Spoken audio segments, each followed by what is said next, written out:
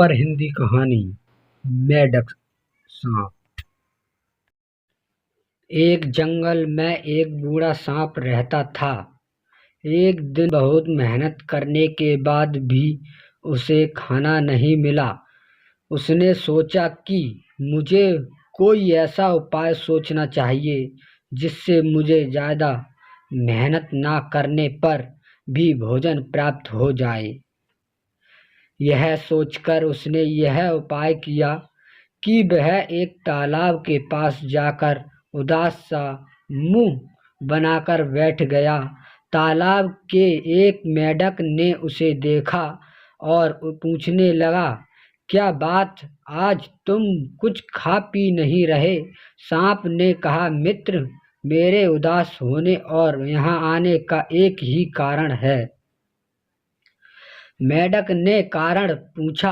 तब सांप ने एक कहानी बनाई और कहा, मित्र, मैं जब एक मेढक को अपना भोजन बनाने के लिए उसका पीछा कर रहा था, तब वह मेढक जाकर कुछ ब्राह्मणों के बीच में चला गया और वह गायब हो गया।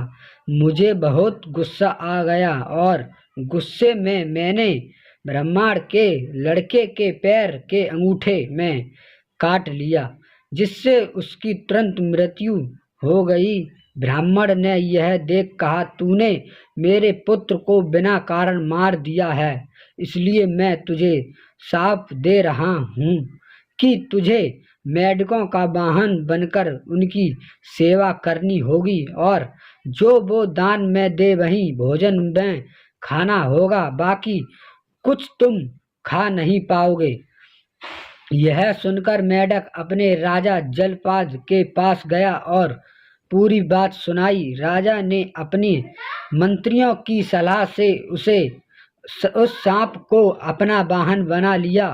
सांप ने मेढकों को अपने सिर से लेकर पूंछ तक बैठाकर और कार्रवाई और अलग अलग चालों से प्रसन्न किया। मेढकों का राजा उससे बहुत प्रसन्न हुआ।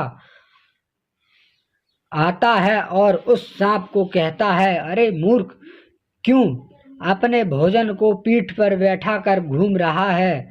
सांप कहता है, मित्र, यह बात मैं भी जानता हूँ, इसलिए समय की प्रतीक्षा कर रहा हूँ।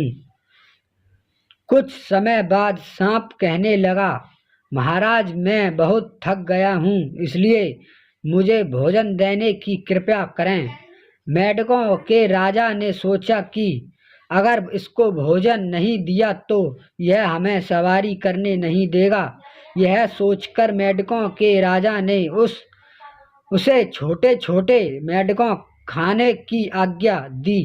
वह हर रोज ऐसा ही करता। जब सांप थक जाता तो उसे मेढकों का भोजन दिया जाता। इस तरह उसने मेढकों का नाम निशान मिटा दिया।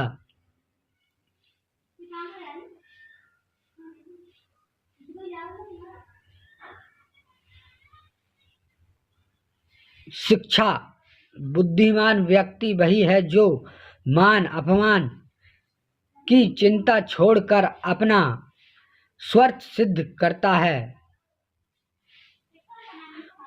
कहानी अच्छी लगी है तो हमारे चैनल सब्सक्राइब, लाइक और शेयर करें।